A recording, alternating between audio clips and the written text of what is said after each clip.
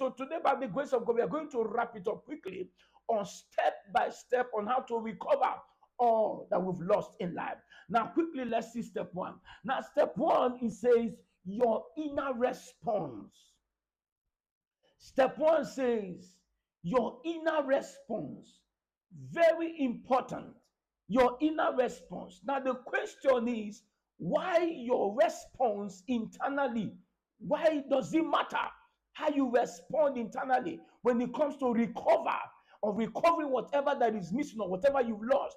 Your inner response matters a lot. Why? Because of what God said in Genesis chapter 3. I would like us to see that quickly.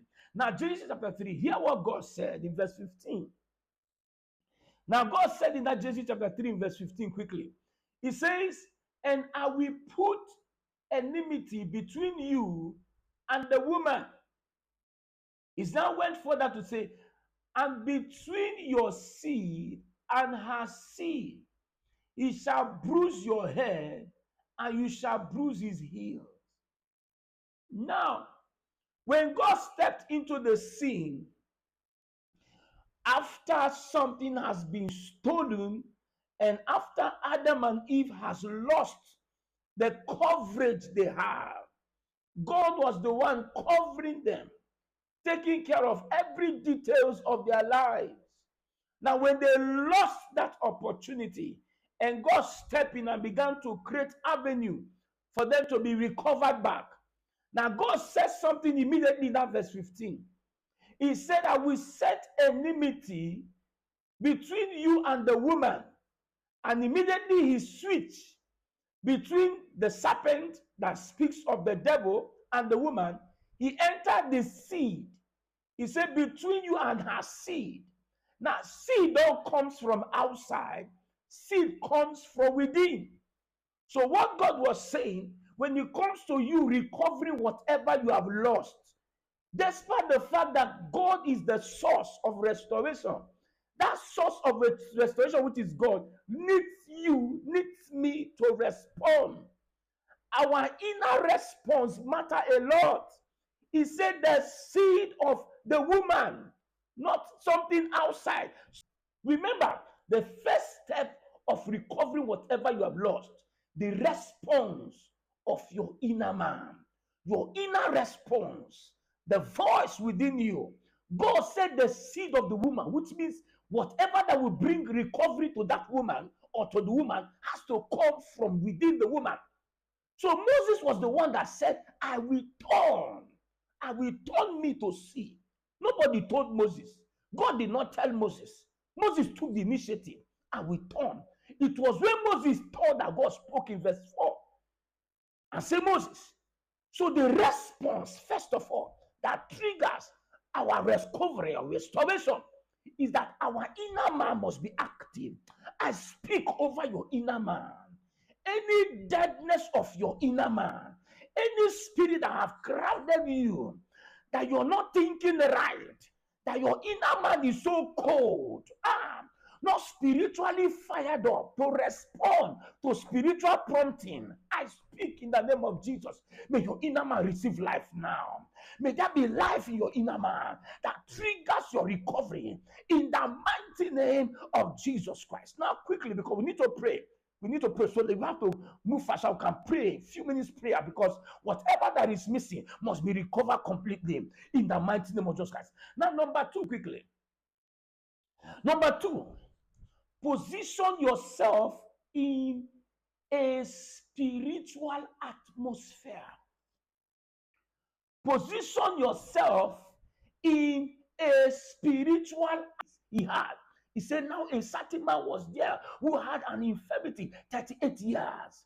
He said, when Jesus saw him lying there and knew that he already had been in that condition a long time, he said to him, do you want to be made well? The sick man answered him, sir, I have no man to put me into the pool when the water is stirred up. But while I am coming, another stepped down before me. Jesus said to him, rise up, rise, take up your bed and walk. Wow, thank God. Look at great testimony.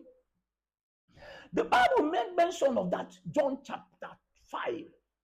It says, in that pool of Bethesda, it says, angel comes to stir up the water, which means it is an atmosphere of spiritual charged.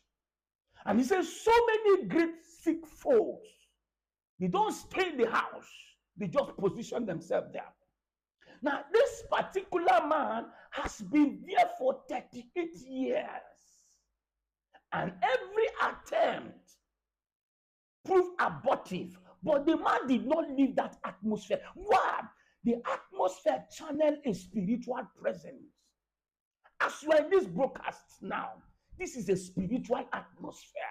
Yes, anytime we come on air, anytime you connect to where the word of God is being preached, is being taught, because God said, my word, they are spirit and they are of the woman. Now, the Bible says something in John chapter 10. I want us to see it quickly. John chapter 10, verse 10. Now, hear this. Now, Jesus made a statement. He said, the thief does not come except to steal. He said, and to kill and to destroy. He said, I have come that they may have life and that they may have it more abundantly. Oh, thank you, Jesus. Somebody just go ahead, just say, thank you, Jesus. Thank you, Jesus. Thank you, Jesus. Now, Jesus made it clear that whatever that was missing, whatever we have lost, somebody took it. Oh, yes. Somebody took it. Adam and Eve were covered by the glory of God, but the devil came and took it. Because it was not just their coverage alone. The devil took the authority that God gave man. In Genesis chapter 1, verse 26, he made the proposal and he ignited that proposal in verse 38. He said, in 28 rather, he said, God blessed them and gave them authority. They lost that authority to the devil. So he said he came to steal. He has stolen people's mind, stolen people's marriage, stolen people's health. Whatever the enemy has stolen from you, I command in the name of Jesus Christ, may they all be recovered now in Jesus' mighty name.